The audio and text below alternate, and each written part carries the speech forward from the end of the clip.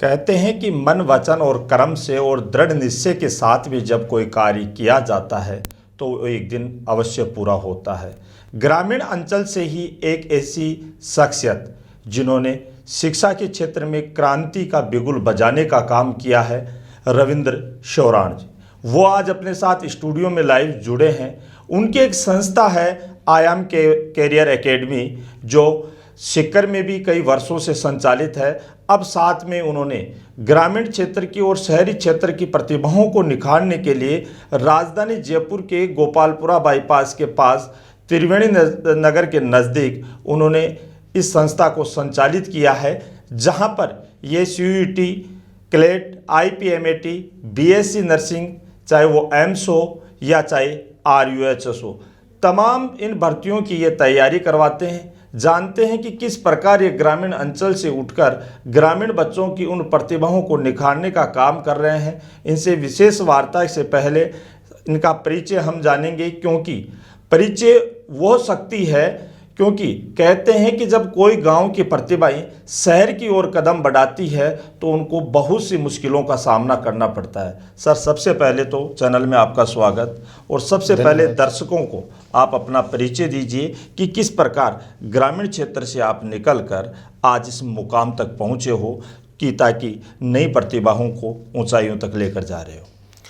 जी sir, बहुत बहुत धन्यवाद आपका, और समस्त आपके जो दर्शक हैं उनको शुभकामनाएं होली की। और सर, परिचय के बारे में बात यह है कि हम पिछले 10 सालों से लगभग शिक्षा के क्षेत्र में जो बच्चे 12वीं के बाद जो बच्चा गांव में पढ़ता है, शहर में पढ़ता है, उनको देश के जो टॉप शैक्षणिक संस्थान हैं उनमें भेजने का प्रयास करते हैं।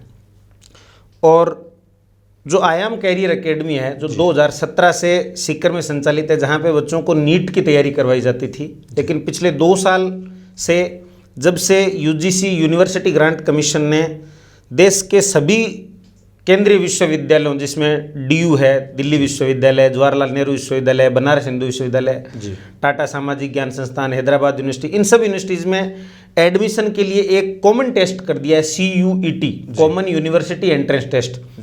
जब से CUET आया है तब से हम CUET की तैयारी भी नीट के साथ साथ करवा रहे हैं। और पिछले 2 सालों में लगभग 400 बच्चों का सिलेक्शन देश के डिफरेंट यूनिवर्सिटीज़ में हुआ है। और ये 400 जो संख्या है, वो जो हमारे पास जो बच्चे पढ़ने के लिए कुल आए उनका 95% है, यानी लगभग प्रत्येक बच्चा सिलेक्ट होकर देश के डिफरेंट यूनिवर्सिटीज़ में पढ़ रहा है। इस साल जयपुर में बच्चों को CUET की तैयारी के साथ साथ 3 कोर्स और हम लेके आए हैं, क्लेट की तैयारी, IPMAT की तैयारी और BSc नर्सिंग, एम्स और RUHS, इसके तैयारी के जरिए भी जो डिफरेंट कोर्सेज हैं, उन कोर्सेज में बच्चों को इन टॉप यूनिवर्सिटीज़ में या टॉप जो एजुकेशनल इंस्टीट्यूशंस हैं उनमें भेजने का काम टीम आयाम करेगी। सर, अक्सर देखा जाता है कि चाहे वो शहरी क्षेत्र के बच्चे हो, ग्रामीण क्षेत्र के बच्चे हो, उनको कहीं ना कहीं 12वीं पास होने के बाद में एक अच्छे गाइडेंस की ज़रूरत होती है। तो वो किस प्रकार से आप लोगों से संपर्क करें, आपकी टीम से संपर्क करें, और वो कौन से कोर्सेज हैं जो एक बेहतरीन जीवन जीने के लिए उनको कारगर साबित हो?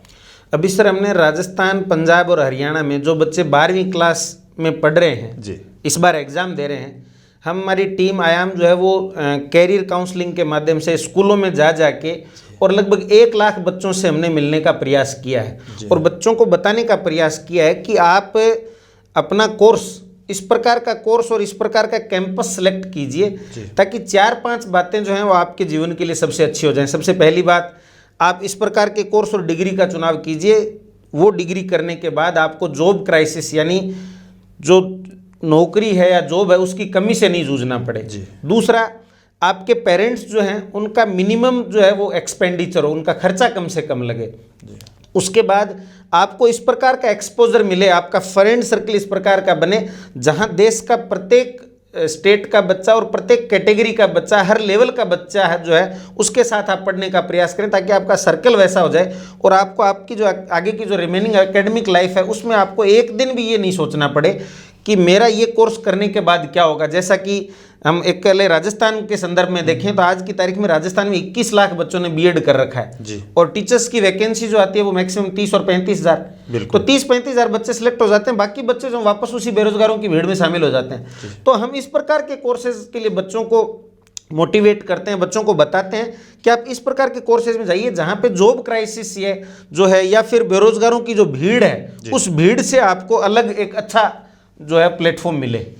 बात करें, अक्सर देखा जाता है कि जो सक्षम परिवार है वो तो अपने बच्चों को, चाहे वो IPMAT की तैयारी हो या क्लेट की तैयारी हो, BSc नर्सिंग की तैयारी हो, वो करवा देते हैं। करवाने के बाद वो कहीं ना कहीं सेटल भी हो जाते हैं। लेकिन ग्रामीण अंचल के जो बच्चे हैं वो अक्सर ये चीज़ सोचते हैं कि मैं कोचिंग भी कर लूँगा, मेरा नंबर भी आ जाएगा, लेकिन फिर ये मोटी फीस वो जमा नहीं करा पाते। तो क्या इस प्रकार की जो कोर्सेज हैं इनको करने के बाद में, नंबर आने के बाद, सरकार की ओर से कुछ रियायत दी जाती है? जी सर, ये जो केंद्रीय विश्वविद्यालय हैं सर जी, इनमें बहुत ही नाम मात्र की फीस होती है। जैसे एक दो एग्जाम्पल हम लें, जवाहरलाल नेहरू विश्वविद्यालय दिल्ली, बिल्कुल। जवाहरलाल नेहरू विश्वविद्यालय दिल्ली में अगर बच्चे का एडमिशन होता है तो बहुत ही नाम मात्र की फीस, ट्यूशन फीस के नाम से मात्र 283 रुपये साल के लिए जाते हैं और उस फीस में बच्चा जो आगे की पढ़ाई करता है।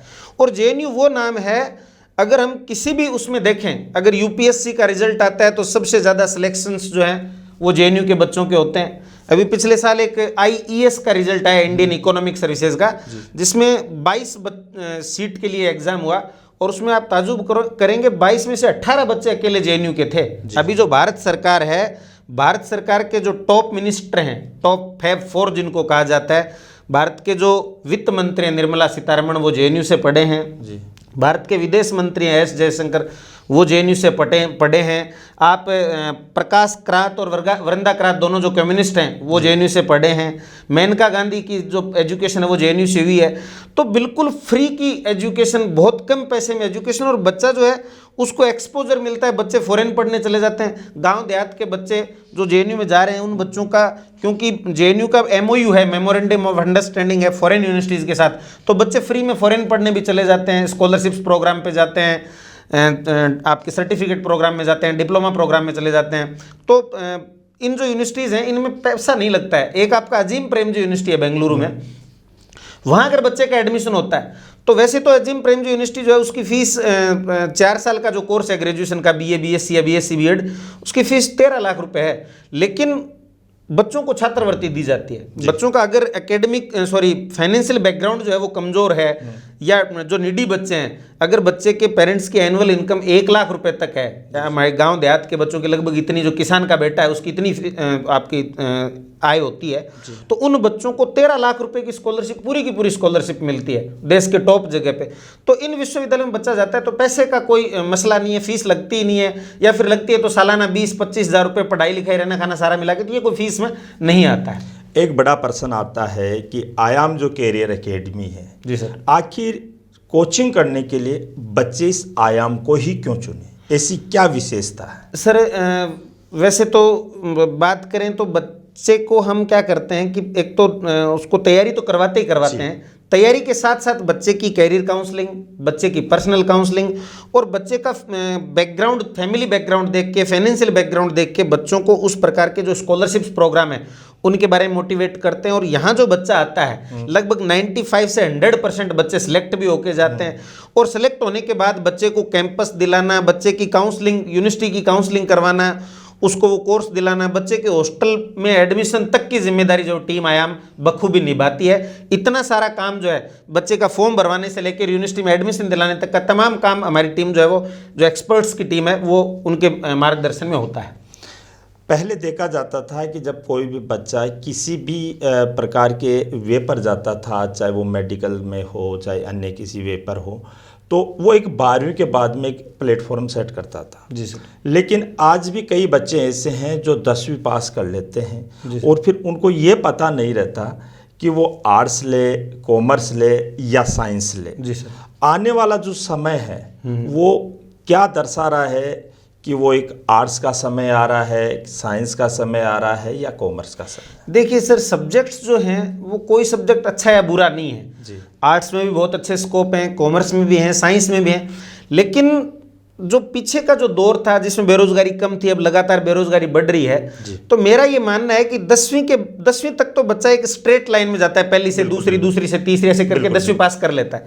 10वीं के बाद एक वो जंक्शन पे आके खड़ा हो जाता है, जहां से एक आर्ट्स का रास्ता है, एक साइंस का है, कॉमर्स का है, एग्रीकल्चर का है, वोकेशनल कोर्सेज का है। तो उनमें से एक सब्जेक्ट का चुनाव बच्चा करे, तो उसके लिए क्या है कि सबसे पहले बच्चे का इंटरेस्ट क्या है, दूसरी बात उस बच्चे में उस जो सब्जेक्ट वो चुनना चाह रहा है उसका कैलिबर है या नहीं है, तीसरी बात उस बच्चे के पास उतना टाइम है या नहीं है, चौथी बात जो है बच्चे के पेरेंट्स के पास उस सब्जेक्ट में पढ़ाने के लिए आर्थिक सोर्सेज हैं या नहीं है।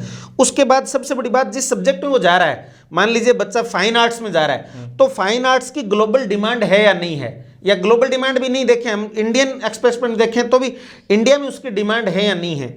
और इसके लिए मैं ये सोचता हूँ कि प्रत्येक बच्चे का एक साइकोमेट्रिक टेस्ट हो, बच्चे के नॉलेज से पता लगे, बच्चे के अंदर से निकल के आए वो बात कि हाँ इस सब्जेक्ट के लिए बच्चा बना है, तो उसके अकॉर्डिंग अगर बच्चा सब्जेक्ट का चुनाव करेगा तो चाहे वो साइंस में जाए, आर्ट्स में जाए या किसी भी स्ट्रीम में जाए, वो बच्चा कामयाब होगा। अगर हम अंधाधुंध किसी को देख के, देखा देखी करके, किसी को फॉलो करके, या सिर्फ यूट्यूब या गूगल पे देख के, या गुरुजी को फ़ोन करके पूछ के हम सब्जेक्ट का चुनाव करेंगे तो बच्चा कामयाब होगा, इस बात की कोई गारंटी नहीं है। आयाम कैरियर एकेडमी की ओर से जो विद्यार्थी है, जो अभिभावक है, उनके लिए आपका क्या संदेश है? मेरा तो ये संदेश है कि आजकल का जो कंपटीशन का दौर है, इस दौर में सबसे पहली बात 10वीं के बाद जब आप स्ट्रीम सिलेक्शन करें तो टीम आयाम निःशुल्क आपको और कैरियर काउंसलिंग के जरिए आपके स्ट्रीम सिलेक्शन में मदद करेंगे। आप दुनिया के किसी भी कोने में बैठे हैं, आप ऑनलाइन या ऑफलाइन हमसे जुड़ के और अपने स्ट्रीम सिलेक्शन में मदद लें। और 12वीं के बाद जब आपको आगे बीए करना है, बीएससी करना है, बीकॉम करना है, BBA, BCA, BVA, BPA, BFA, MBBS, BTech, जिस प्रकार का भी कोर्स करना है, उस कोर्स से रिलेटेड सारी जानकारी आप गूगल पे ले लें, यूनिवर्सिटीज़ की जानकारी लें, फीस स्ट्रक्चर की जानकारी लें, कोर्सेज़ की लें, अब्रॉड जाना है तो वो लें। वो सारी जानकारी गूगल और यूट्यूब पे लेने के बाद अगर आपके कैरियर से रिलेटेड कोई भी किसी भी प्रकार की कोई क्वेरी, कोई क्वेश्चन, कोई शक, कोई शंका, डाउट बचता है, तो आप 24/7/365 आप हमारे जो कॉन्टैक्ट नंबर हैं, हेल्पलाइन नंबर हैं, उस नंबर पे कांटेक्ट करके हमसे पूछें। हम आपके कैरियर से रिलेटेड किसी प्रकार की कोई क्वेरी होगी उसको हम शांत करने का, उसको सोल्व करने का हमारी ओर से बेहतर प्रयास करेंगे। और आप इस प्रकार का कोर्स और डिग्री का सिलेक्शन करें जिससे आपके जीवन में आपकी ज़िंदगी जो सफल हो, आपको किसी न किसी फील्ड में, जिस फील्ड में आप जाना चाहते हैं उस फील्ड में आपको रोज़गार मिले, आपका पैसा कम से कम लगे, और आपको जीवन के एक दिन भी, एकेडमिक जीवन के एक दिन भी आपको ये फील नहीं हो कि मैं इस कोर्स को पूरा करने के बाद क्या करूँगा। और आपकी जो सर्कल है, आपकी जो सराउंडिंग है, आप जिस एनवायरनमेंट में रहें वो इतना ज़्यादा सॉलिड हो, इतना ज़्यादा साउंड हो कि आप किसी एक से भी पूछें तो आपको अनेक बताने वाले, उस क्वेश्चन के बारे में बताने वाले लोग मिलें और आप जीवन में बेहतर हों, जीवन में ज़्यादा सफल हों। खास शख्सियत में आज ये अपने साथ मौजूद है रविंद्र शोराण, जो संचालक है Aayam career academy, Gopalpura bypass, Jaipur के। इनके द्वारा इनकी संस्थान में CUET, CLAT, IPMAT, BSc nursing, चाहे वो एम्स हो या RUHS हो, तमाम जो भर्तियां हैं या यूँ कहे कि कंपटीशन की जो तैयारियां हैं उनके द्वारा करवाई जाती है। और भी खास शख्सियत अपने साथ मौजूद होंगी। तब तक बने रहे आप हमारा समाचार।